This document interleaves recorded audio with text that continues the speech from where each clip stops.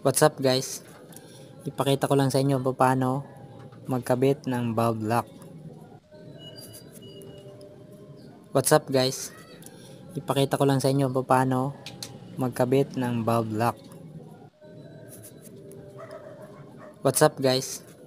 Ipakita ko lang sa inyo paano magkabit ng valve lock. Ganito diskarte namin dito. Ganito diskarte namin dito.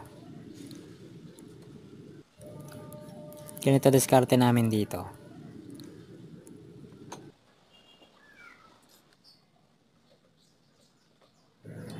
Ayan, ilalagay muna sa valve keeper yung valve lock.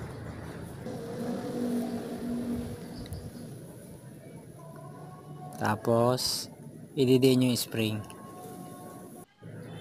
Ayan, ilalagay muna sa valve keeper yung valve lock.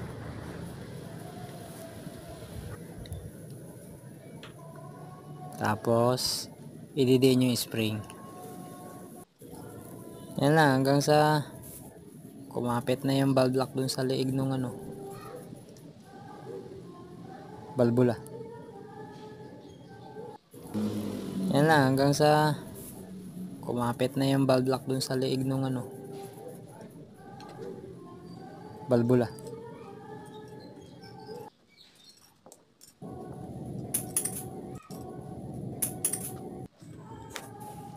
Hindi rin madaling pagkabit ng valve lock guys. Kasi dapat malakas yung braso mo pagdain ng spring.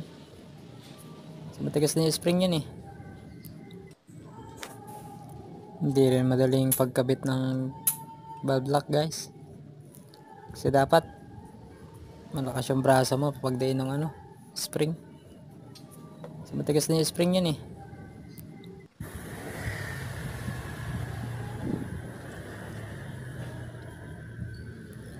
Tingnan nyo guys.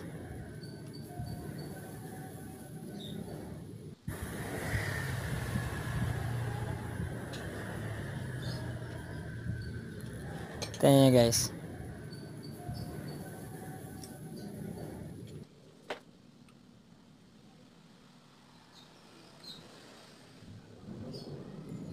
Yung kanan na ipinang DDN.